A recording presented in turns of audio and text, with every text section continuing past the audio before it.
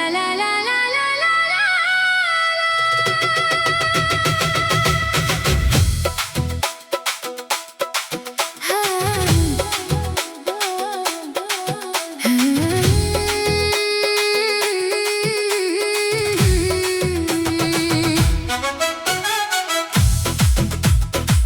ला ला ला ला ला ला ला ला।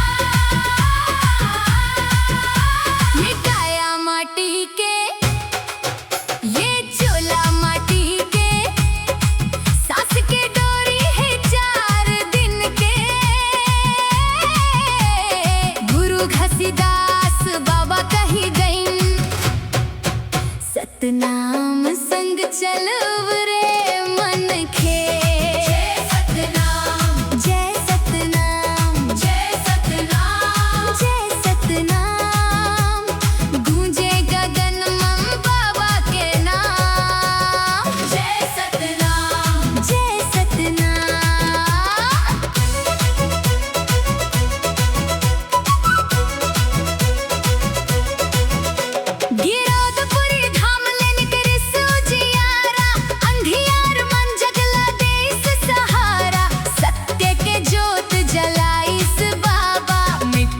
झूठ औ पाप के कारा, जैसे खाम के सफेद निशानी, देखे प्रेम भाईचारा। सत्य अहिंसा दया के रास्ता, बाबा दिखाइन सबला प्यारा। जय सतनाम, जय सतनाम, जय सतनाम। गुरु घासीदास बाबा के जय हो। जय सतनाम, जय सतनाम।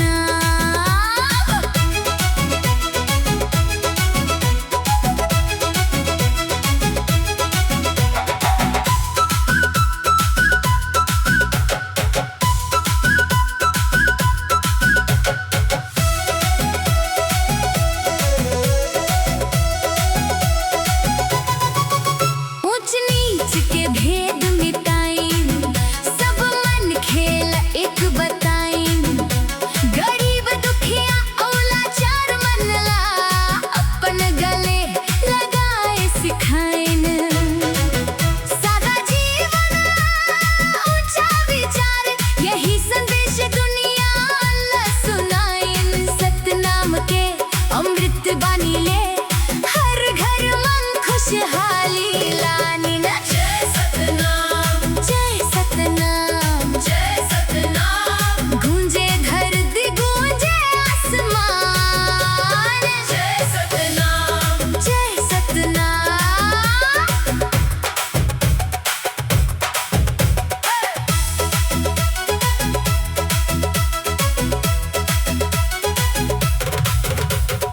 अमर कथा है बाबा के महिमा, सत्य के रास्ता सबसे न्यारा। जगमग होवत मन के मंदिर, जप लेव सतनाम दोबारा। माटी के काया एक दिन जाही, संग नहीं जाही धन औ माया। सच्चा नाम के भजन कर ले, यही च जीवन के सच्चा छाया। जय सतनाम, जय सतनाम, जय सतनाम। गूंजे चारों धाम, बोलो गुरु घासीदास बाबा की जय।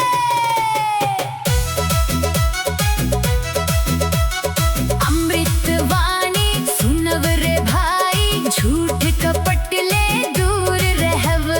सत्य के दीपक मन मन बारव, बाबा के बताई रद्दा चलव। गाव गाव मन जोत जलाही, सतनाम के गंगा बहाही। बाबा के संदेश अमर है,